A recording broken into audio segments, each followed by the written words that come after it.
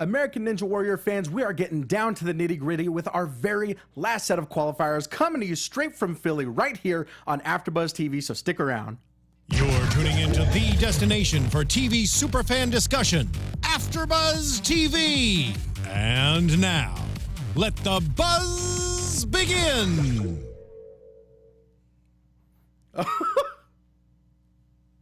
What happened?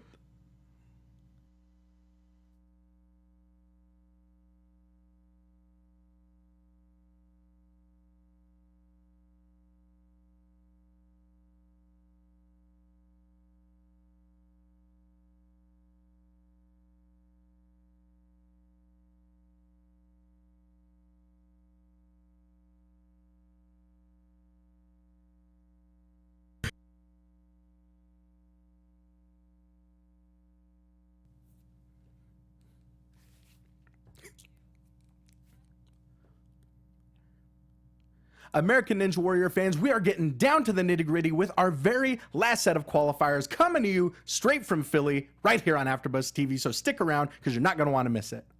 You're tuning into the destination for TV superfan discussion, AfterBuzz TV. And now, let the buzz begin. There we go. See, it's a solo dance party today. Can we get some lights? Can we get some party lights? There we go. There we go. See, now it's a real party. Now it's a ninja party. Alexis on the ones and twos. Just the apple of my eye, of course. I am Ty Matthews. You can find me as always on Twitter, on Instagram at Ty Matthews PMA. Joining me, not right next to me, is my lovely and talented co-host. He is joining me via Skype. Ladies and gentlemen, Mr. Chris Howard. Here I am. I'm out here in the field, Ty, and feeling as lovely as always. I'm always glad to, of course, to be your lovely co-host. You look just as lovely on throughout the show via or screen. After the show at Chris Howard Live on Twitter and Instagram, as well as reach out to me at legendarylivingdaily.com, as well as legendarylivingtv.com for YouTube. Get it? You always want to live legendary with Mr. Chris Howard. So heartbroken that you couldn't join us, but as I said, looking as lovely as ever via video screen, let's talk about these very last set of qualifiers coming to you straight from the 215, Philadelphia, Pennsylvania, the underdog city. Our very last qualifiers already. We're already right through it. Next week, we will be back here, back in our home in LA for the LA City Finals, but let's get into the Philadelphia course. First off, of course, we've got the floating steps. Next up, we've got the log grip, where ninjas will have to grip, as the title suggests, onto a giant log, down a track 25 feet, holding on as it makes sudden drops, keeping their grip steady. Next up, we've got the paddle boards, 18 feet of a wobbly, uneven set of paddles. Now, as we learn, we'll learn this at the end of the or near the end of the episode. You cannot step on that middle beam. You have to step from paddle to paddle. Keep your balance for 18 feet. Then you'll get up to the wall drop. Ninjas must grab onto a ball and then a set of sticks, pulling them up to the top of a wall before they drop down 11 feet to a trampoline, bouncing up to another column over the next wall. And next up, we've got Rolling Thunder. Now, Rolling Thunder was a big killer tonight. 26 feet of track, as ninjas must roll themselves backwards. They must grab, first off, they must jump up onto a bar, maneuver themselves to the wheel, and roll themselves backwards like as they grip onto the spokes for 26 feet of track. Now, the trick here is that every third spoke is covered with a pane of plexiglass, so they essentially have to reach past that to the next spoke, and that pretty much did away with 2/3 of our field tonight, which we will get to. And of course, finally, our very last obstacle, as always, we've got the brand new warped wall, 14 feet, 6 inches. We've only got a handful of finishers tonight, but that wall was conquered a few times. But it was the Rolling Thunders. And I'll tell you what, this was a tough course, didn't you think? Absolutely, it was. It seemed like, now, I haven't checked out the numbers, but it seemed like there weren't as many finishers on this course as there were in any other qualifier. The qualifier, yeah, in any of the qualifiers that we've seen so far, And it was really neat to see the ladies went further than usual. Yes. I wonder if that had something to do with types of obstacles that they had on the course as well. Absolutely. For the very first time, we had 4 ladies make it to the top 30. Not to get too ahead of ourselves, but we only had 9 people finish the course at all tonight. Are you aware, Ty, how many people usually go over the course? For a set of city qualifiers, I'm not sure. I feel like we've been seeing between maybe 10 and 12, maybe 13, just over the course of this season so far. Yeah, so far, and it seems that there has been a consistent greater number, though, than what we saw this evening. Yeah? Right, exactly, yeah. We had 9 finishers of the course tonight. Every single other person that was in the top 30 was eliminated by the Rolling Thunder. That Rolling Thunder was a tough obstacle. It's like, and it seemed to me almost that the ones leading up to it were easier than normal, and then you hit Rolling Thunder and it's going to take you out. Exactly. You got no chance against Rolling Thunder. Yeah, sure. So let's get into our ninjas for tonight. We start off with the smiling ninja, my kind of ninja, Clint Sarian, straight out of Columbus, New Jersey, overcame a brain tumor and came right up for American Ninja Warrior. You know, when he gets up to the log grip, we find out a really, really good strategy for that obstacle is actually taking your shirt off, so you can stick better to the log as that velocity and as that speed takes you down the track. Down to the track, absolutely, and holding on is what it's all about right there. And one of the things that we noticed once again is that the first ones are like the guinea pigs doing this course because everybody's watching and learning it. It just gets better and better and better through the episodes. I think that's part of the reason why it's so gripping. I mean, I found myself, I don't know about you, Ty, but I found myself moving, and there were a couple of them where I'm grimacing and moving and trying to avoid the obstacles myself as they're going through it, which just tells you how gripping this program really is. Definitely, yeah. As we get further on in the season, I find myself doing the exact same thing. Definitely had some audible gasps in this episode alone. For sure, alone. And I think what a great start with the Smiling Ninja. How inspiring that he had a brain tumor and he was able to overcome that and make it here at 42 years old. What a great, inspiring story. Absolutely. And we got, as we always do, we got a ton of those types of inspirational stories. It seemed like he got a lot farther than the first ninjas in a lot of the previous qualifiers. He got all the way up to the wall drop, but it was that bounce. He bounces straight from the trampoline to that first column, but just can't keep a hold of the column, hits that water for our first elimination of the night. Elimination of the first one. And yeah, I loved watching that trampoline. I don't know about you. I thought that was the most fun part, was seeing them jump that, and I could just imagine being on there myself. But there were some that mastered that trampoline and some that just weren't able to make it beyond that, and he was an example of the latter. Absolutely, yeah. The height that we saw people got just off of that jump, the height that we saw people get off of that bounce was absolutely, it looked like special effects at that point. Special effects that I want to be involved with. I like that stuff. I want to try that trampoline. Exactly. That looked like fun. Next up, we've got Rachel Goldstein, an occupational therapist. She's a rookie ninja because she just started training on obstacles only 4 months ago. She's one of our smaller competitors, 5'4", 115 pounds, but she's got a background in gymnastics and diving, which you've got to think the gymnastics obviously comes in very, very handy on courses like this. Courses like this, and I think really most importantly with that trampoline once again, and that may be one of the reasons why we got to see so many of the women move on to that fifth obstacle, because of a lot of them had that gymnastics background. Exactly, yeah. And we talked about that trampoline. She absolutely launches herself from that trampoline, just barely makes it onto the column, but as we talked about, that plexiglass spoke on Rolling Thunder is what really did her in. Yeah, did her in, just took her right out. And you see how for people with with not as much wingspan, people that are shorter people, that's gonna be a killer for them. It's gonna take them out because you got a huge distance to traverse with that plexiglass. I think this was one of the toughest obstacles that we've seen yet. Definitely. And it's like ninjas have to really, really pull their entire body weight up just to make it past that spoke. Making it past that spoke, I'll tell you one thing, that it wasn't a good night to be a ninja in Philly. Right. Unless you were a female ninja. Sure, exactly. Next up, we've got Keegan O'Brien. Let's talk about our ballet ninja, because this guy was absolutely phenomenal. Phenomenal. What did you think when he first came out? What was your first impression? Man, every movement you could tell he was an expert, because just moving, he made everything look so graceful.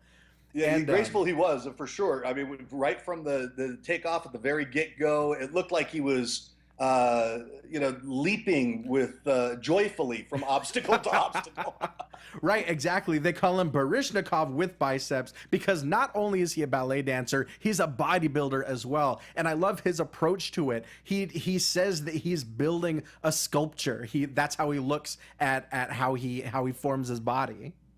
Body, just like me and you. Exactly. Taking a different approach. But after that log grip, it really looked like he might have been in trouble, because he just takes the corner of that platform straight to the gut. Oh man, that hit me in the gut. When it hit him, I felt it. It's like, oh my God. You can only imagine what it must feel like to hit those things with such velocity. Exactly. And going right from velocity to almost a lack of speed and velocity, he goes just a little bit too slow on those paddle boards, and they turn, damn near vertical on him. The vertical, I'll tell you what, if you hit one of those wrong, it seems to me that the paddle boards was a tougher obstacle than previous obstacles that were kind of a similar ilk. This was really, really tough. One misstep or one step that's too heavy would take them out and send all the rest vertical. And once that happened, I don't think we saw a single one that made it beyond that tonight. Right, exactly. Next up, we've got Najee Richardson, 25, hometown boy from Philly. Let's talk about the Phoenix. The Phoenix, this is such an incredible story, because he's a former gymnast. Just an absolutely phenomenal gymnast. In his senior year, he blew his knee out, and this American Ninja Warrior was his return to competitive athletics. Athletics, and it turned his life around. This was it, because he thought it was all over after having the injury, and his, he had Olympic dreams in his eyes, and everything had disappeared. And this was really the Rocky story here in Philadelphia, coming back from, and in fact, we got to see him do a flip in front of the Rocky statue. Exactly. Wow. If that doesn't win you the place on American Ninja Warrior, I don't know what does. Right, exactly. We see him. Now, we talked about people going too slow on the paddle boards. This guy absolutely leaped, just straight up jumped from the halfway point completely over the rest of the paddles, which, if you're able to, has got to be a smart strategy. Yeah, no, it was amazing what he was doing. And, I have to say that I think he was my favorite run of the night. Watching where he came from and seeing how he attacked this course and dove right into it, and just what an inspiration he was, and also getting the gratitude that he felt for American Ninja Warrior and what a difference it's made in his life. Definitely. We see him, he's 5'7", 155. His wingspan helps him on Rolling Thunder, being able to reach from spoke to spoke. We even see him busting out a little Michael Jordan, hanging off with one arm, sticking that tongue out. You believe that? It's on that dismount. After that, he almost kind of does a combat roll. It looks like he's about to lose it, rolls straight through it. And straight through it. And how amazing was that? That was my favorite recovery tonight. Exactly. Because he, not only is he the first one to really make it this far, but to roll out of it that way in a real act of recovery. It wasn't, it's not like the show rolls that people do. He was able to actually recover from where he had lost it through that rollout. So that was really beautiful. Absolutely. And then the Phoenix, living up to his name, flying up that warped wall. Our first finish of the night at 2 minutes, 54 seconds. Just absolutely incredible to see. And from the ashes, it rises at his victory.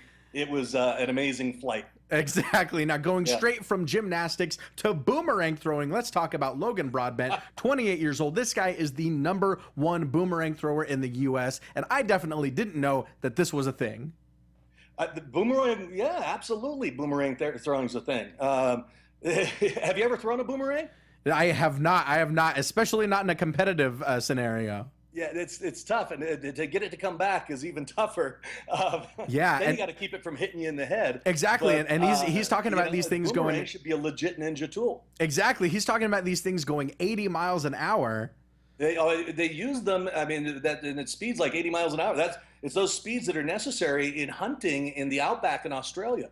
I mean, it's the real deal. There you go. Yeah, he was a diver in high school, 5'5", 128 pounds, one of the smaller ninjas that we've seen this episode. He grips onto the farthest handles on the log grip, and he doesn't take his shirt off, but he lifts it up so that his torso can stick. It's such an interesting strategy that seemed to really pay dividends. It paid dividends, and that made them all made many a man rich here tonight, but not as many as usual. Sure. So it helped him to make it across to the other side, but not all the way. Right. One thing that we did see from him that I saw a pattern emerging over the course of the episode is that he's got this sort of backwards extension, this backwards dismount off of the column after the wall drop. You know, he drops onto the trampoline, grabs onto the column, and the thing here is normally people are trying to grip onto the high parts, onto the taller parts of these columns, but this time, because of where the wall is, they've got to kind of shimmy down and really extend their legs backwards and kind of back into the dismount. And backing into that dismount was a technique that we first saw with him, and then we got to see other ninjas use it as well. I don't know if it was the preferred technique to use. I think really what you wanted to do was hit that tube at the right level, ideally, although we know that's easier said than done. Sure. And then to be able to swing straight over. But this was certainly a technique that a few of them used successfully, albeit not gracefully. Right, exactly. If you're lucky enough, we saw a few people fly straight past the column and kind of right onto the wall. Exactly. That's what I was thinking, was flying right up there on the wall. But you got to hit it at the right level and with the right speed and the right momentum. Exactly. Next, he tries to use that forearm grip on Rolling Thunder, kind of looping his arms through the spokes rather than holding on him with his hands. But once again, it's that plexiglass spoke that does him in, that sends him into the drink. Yeah, and took a dive there at that point. But kudos to all of them, because when I was looking at this Rolling Thunder, I don't know many people that could make it through this one obstacle. So it did seem like this course was back end loaded with the real difficult stuff toward the end. Exactly. Next up, we've got Alyssa Beard, one of our amazing female competitors for the night, 25 years old, elementary school teacher. Again, we see the backwards extension off of that wall drop from her. We find out she's another rookie to obstacle courses and to things similar to Ninja Warrior. She's only been training on obstacles for a year. Obstacles for a year, but she's an athlete before that, and it comes back, and that's part of the inspirational part for me as well, is to see once again that it's and we heard one of the ninjas say it tonight, that when he was coming through rehab from a shoulder injury, that you get it back, the muscle memory starts to come back, so that gives hope to guys like you and I. Exactly. She's a state champ on the uneven bars, so you got to think that helps with grip strength and with upper body strength. Right. And we find out she's only the second woman to make it to the fifth obstacle on a Ninja Warrior course. How cool is that? Fifth obstacle, but we see that gymnastics background once again taking the ladies through. Exactly. It's the Rolling Thunder that does her in, but as we see, everyone that makes it to Rolling Thunder has a chance to still make it to the Philadelphia City Finals. Certainly to the finals, that is, if they make it in the top 30. Exactly. Next up, we've got our Rabbi Ninja. Let's talk about Akiva Newman. He's from Queens. He's a rabbi student. Rabbi student with his yarmulke on. Exactly. He's doing the course with the yarmulke. We learn a little bit of Yiddish during his background video. Did you speak any Yiddish before this, or is this your first? Only the really basic stuff that So just the dirty stuff.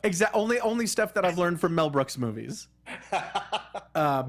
He says if he wasn't doing Ninja Warrior, he'd be on Spilkas, which is the equivalent of pins and needles. So guys, let it not be said that Ninja Warrior is not an educational program. Educational and comical too, with Mel Brooks. There was nothing funny about this guy's run. He was taking it very seriously. Oh, sure. We see him kind of stretching out after each obstacle. Really interesting approach, but it makes sense. You've got to think, using so much upper body strength on the obstacles that require grip, you've got to, it's easy to cramp up. So it almost looks like he drops into the splits at one point. Yeah, and I was wondering, was he, when he dropped into that split-like position, was he just showing off, or was he really needing the stretch? I don't think it was made quite clear. It may have been a little bit of both. Yeah. But he after the wall drop, he slips on that log, and it completely saps all of his momentum. Totally took him out of the game. There was no burning bush here to talk to help him through it. Exactly. This was, he went into the drink. Yeah, so it's just once your momentum stops and once your movement stops, it's next to impossible to get yourself swinging again and onto that wall. Yeah, it's and I think we saw that with several of the runs here tonight. That as you say, once that momentum stops, to even try to make it any further, it's just you're carrying way too much weight. Exactly. Next up, we've got Anita Daniel, 24 years old. She's only one of 52 women on the FDNY. She's a firefighter and a mom to a 4-year-old, and just absolutely doing it dirty on this Ninja Warrior course. Doing it dirty on the course. Doing it dirty. Okay, I'll roll with that. Doing the course dirty. She's she really, it looks like she's almost gone after the floating steps. Manages to save it. Manages to save it, but she was struggling here at the, you could see her struggling from the beginning. I mean, she was going for it with a lot of heart, the heart of a the fire woman, of course. But it wasn't enough to really gracefully take her through the course. Exactly. Once again, it was taking those paddles a little too slow that knocked her completely off balance, and there's no way of saving yourself. Good point about the speed. Going too slow is going to take you out every time on those. Exactly. Next up, we've got John Gaudreau Jr., a third-generation electrician, doing all of this for his dad, who's wheelchair-bound. He's got MS, and just an absolutely incredible story. Incredible story, and you saw the emotion in his face when he said, "Yeah, I'm going to run this for my dad." You really saw. It looked like he was going to tear up. This was really meaningful to him. He had some sort of an argument with his dad about the business, right, which is not unusual. They say that second generation wealth in a business is typically does a lot worse than first generation, and by the third generation they lose it all. Right. And he's third generation wealth or business with his father's business. So there's going to be differences in the way they do business, and there's going to be differences of opinion for sure. So I'm sure that those types of things might have wreaked havoc within the relationship. But here we've got Ninja Warrior bringing them back together. Exactly. And he's one of the bigger ninjas that we've seen at 6'2", 170 pounds, which can, as we've seen, on some obstacles can be a blessing and on some can be a curse. Yeah, a curse and a blessing for sure. And tonight, I think that one obstacle that's sticking out there, you want that blessing. So I think for the guys, long arms were going to help tonight. Exactly. Yeah. And this is one of those times that I gasped audibly because I really thought that he was losing it after that wall drop. Right. And you wanted him to win. It's like, no, go. Exactly. It manages to just scratch and claw his way up, makes it past the log. But again, it's that plexiglass spoke that does him in, even with the wingspan of a 6'2" ninja. It still does him in, but there's still a chance that he's got a top 30 time. Yeah, and how inspirational, once again, as he was clawing his way to the top, as you mentioned, on that fourth obstacle. Just amazing. Definitely. Speaking of amazing, let's talk about John Luby, 64 years young, doing dips on his walker. And when he walks out in that walker, I kept thinking of the movie Dirty Grandpa. Right. I'm thinking Johnny Knoxville coming out. Right. But yeah, I mean, 64 years young. Got into the martial arts at 52 years old. He says Kung Fu means hard work and that's what he's all about. And boy, he came in with the right attitude, I'll tell you that. And just such a character. I mean, 64 years old. He's a tool salesman and a Sunday school teacher from Bristol, Tennessee. And a tool salesman, but this tool salesman is no tool. Exactly. And he says, I love just the conviction in his voice. He says he's coming to finish the course because why else would he be there, you know? Absolutely. And here we got a record holder once again. Now, so he made it through the first obstacle, and I was with him on that. Once again, this is one where I was flinching and grimacing, and I wanted to see him go through it. He makes it through the first obstacle, and then to everybody's surprise, and he's already won the record because he's the oldest guy to have done that, and now he makes it through the second obstacle. Absolutely. Yeah, it was just those paddles that did a lot of people in similarly. Again, going just a little bit too slow that knocked him off balance. But yeah, at 64 years old, the oldest person to make it past a single obstacle, let alone two obstacles. Just absolutely incredible. Obstacles weren't stopping him here tonight. I think it was the balance that threw him off on that third one. And arguably, I would say that the third and the fifth obstacles in this course were what made it as difficult as it was. Exactly. Now let's talk our very first American Ninja Warrior in the show's history, Geoff Britten, the very first person to make it up stage 4 in Las Vegas. He's back, and he's back with strength, and he's got some different obstacles himself this time. But I'll tell you what, man, he's impressed me. Exactly. I was watching his run from Vegas earlier today, and he made it up the rope. Stage 4 in Vegas for season 7 was just a straight up 75-foot rope climb, and he made it with under a second left remaining. But what's even more heartbreaking than that is that he didn't win the $1 million. It was Isaac Caldiero that beat his time by 4 seconds, that beat him out to be the champion of season 7. So he was beat in terms of being the champion, but there were only 2 of them that made it all the way through stage 4. It was him, it was Isaac, and for far into the future, Jeff's going to be, he's never going to lose that title of being the first Ninja Warrior. Exactly, yeah. And we've talked about how this season has kind of been a season of upsets. We saw Casey Catanzaro, get knocked into the water. We've seen other fan favorites not make it to the buzzer. But I don't think there was any doubt about Geoff Britten making it all the way this time.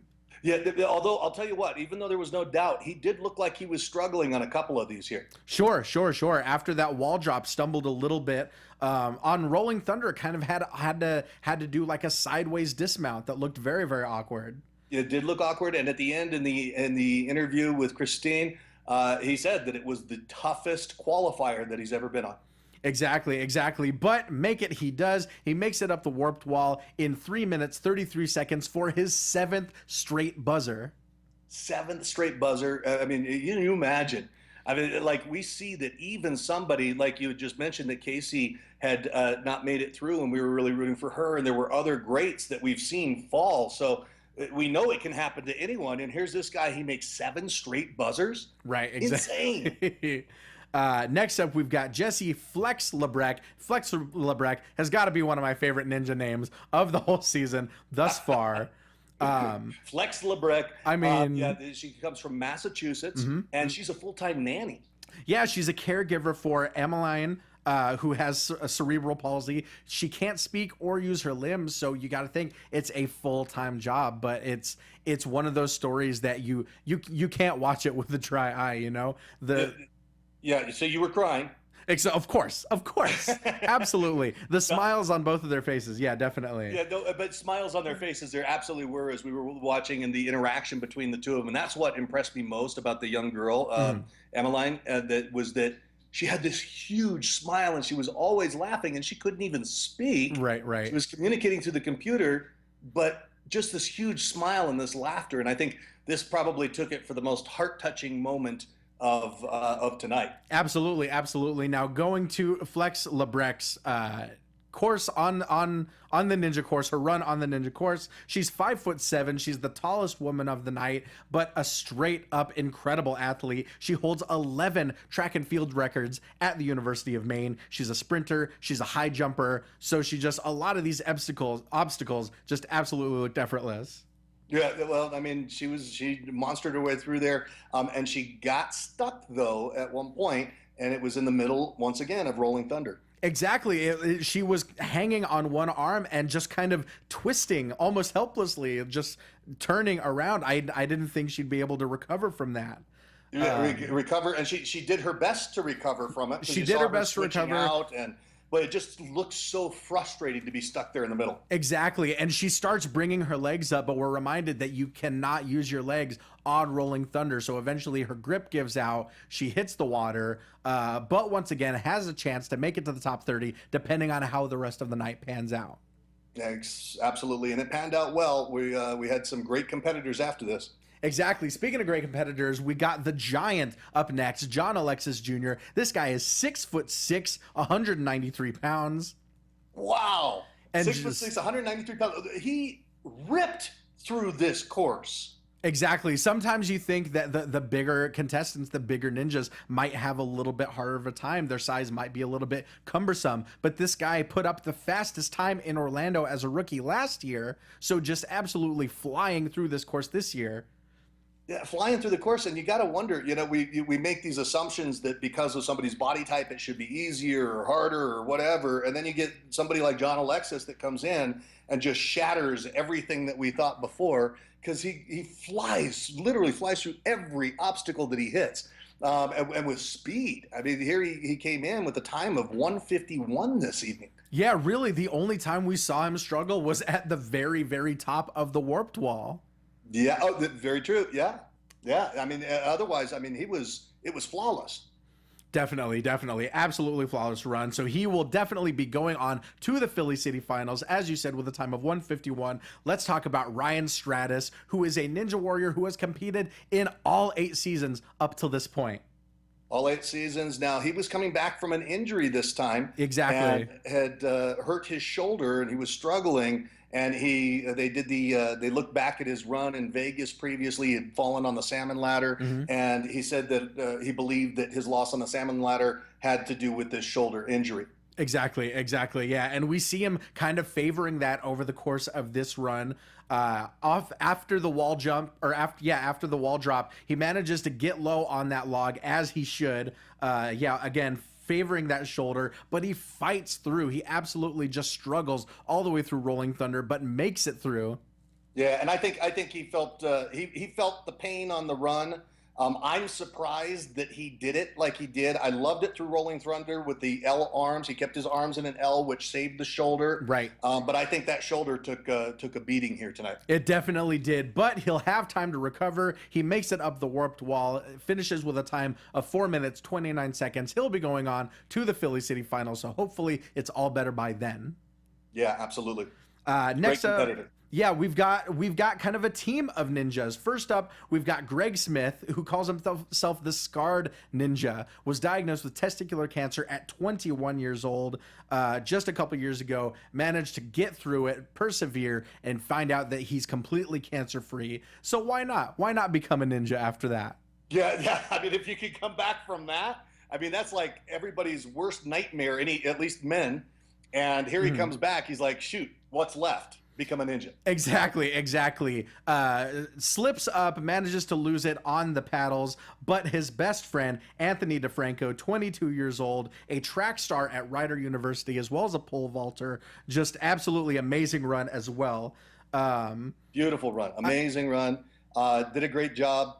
And, once again, a testament to the power of will of the ninjas that were showing up here tonight. They had to work. Exactly. Yeah, he's one of those guys, like I talked about earlier, off the wall drop, jumps straight from the trampoline, almost straight to the barrier, manages to make it up the warped wall with the fastest time of the night thus far at 1 minute 44 seconds. 1 minute 44 seconds that was earned, I'll say, because it was not easy to get a fast time on this course. Exactly. Next up, let's talk about the Weatherman, a fan favorite, Joe Moravsky. He's a meteorologist, obviously, hence the name. He's, he talks about how before, we saw footage of him in the St. Louis finals in 2014, back when he might have been doing it for himself. But now he's got a brand new daughter that he's doing it for, and just absolutely filled with the pride and the emotion of a new father. Yeah, absolutely. And he's got added motivation on this run. and whether he's doing it for one person, get it? Whether he's doing it There for you one person go. or two, can only become more and more meaningful throughout the night. Okay, anyway. I love it. I love it. I love The cheese in the joke, but I lost it. You point out the cheese, you lose it. Sure. But, we talked about that 90-degree angle, that perfect L shape that you got to do to conquer Rolling Thunder. Manages to get that down, makes it up the warped wall in 2 minutes flat to go on to the city finals. Beautiful run. Next up, we've got our final ninja of the night, Michelle Warnky, another fan favorite. We see a lot of gym owners. It seems like we see a lot of gym owners over the course of American Ninja Warrior. She works at the Movement Lab in Ohio, and just absolutely, again, another competitor that is killing this course. And I think one of with the types of gyms that they're setting up are ninja course gyms. Exactly. So people are going through and practicing. So you see that American Ninja Warrior has really become a source of inspiration for people that are training all over the country. Sure. She makes it to Rolling Thunder just a blistering time in less than 2 minutes. This is her 4th year on American Ninja Warrior. She's also only the 2nd woman to make it up the warped wall. Yes. But amazing athlete. And, here's somebody that commits all of their time every day to being in an environment where they can train just for this purpose. Sure. That may not have been the warped wall. I think she might have been the 2nd woman to make it to the wall drop. One of those walls. You know what I mean? It was a wall anyway. The point is, it was a wall. We find out she's had past trouble with trampolines, but this time absolutely poses no trouble, just flies up through the air onto the log. Beautiful flight. And could you imagine putting that on a work resume? I have trouble with trampolines. Exactly. It's a problem area. I'm working on it. I'm evolving. But yeah, just by making it to Rolling Thunder in under 2 minutes, she guarantees herself a spot in the city finals. She's the 4th woman of the night to advance. Look at that. Women advancing here this evening. A really, really exciting episode with a lot of tearjerkers and those emotional moments woven throughout it. And Fighting Philadelphia made a mark here this evening. Exactly. She tries to muscle herself up on that Rolling Thunder, but once again does her in. But it's no matter because she is going on regardless. Yeah. Absolutely. She's going on, and we get to go on too. We get to go on to our next level of qualifiers. We're going on. In fact, the qualifiers are done for. We've got qualifiers are done. We've got our very first passage, the next passage of rights. Exactly. We've got our very first round of city finals right here in LA, the home of AfterBuzz from Universal Studios. We'll see our favorite stunt woman, Jessie Graff. We'll see Kevin Bull. We'll see Flip Rodriguez. All sorts of fan favorites competing next week. We'll be right back here, same bat time, same bat channel. My lovely talented co-host will be right here in his seat as he normally is. But for now, guys, that is our show. So Chris Howard, tell them who you are and where they can find you. Reach out to me at Chris Howard Live on Instagram as well as Twitter, and go to legendarylivingdaily.com. I've got a daily email blast that goes out with lots of tips on inspiration and motivation, all sorts of stuff that'll blow you away. And legendarylivingtv.com. Check out my YouTube channel, and you'll see me here next week with Ty the Man. There you go. And as always, I am Ty Matthews. You guys can find me on social media at Ty Matthews PMA. That's Twitter, that's Instagram, that's Facebook. Hell, that might even be MySpace here pretty soon. You can find me on various other after shows, including Monday Night Raw, Houdini and Doyle, and Lucha Underground. A few of those shows are ending very soon, so please come join me. But guys, remember, if you're on iTunes, remember, download, comment, review, subscribe, rate, 5 stars if you're nasty. If you're on YouTube, leave us a thumbs up, leave us a comment, find us on social media. Let's all talk about being ninjas together. I hope you enjoyed the show, but until next week, guys, peace.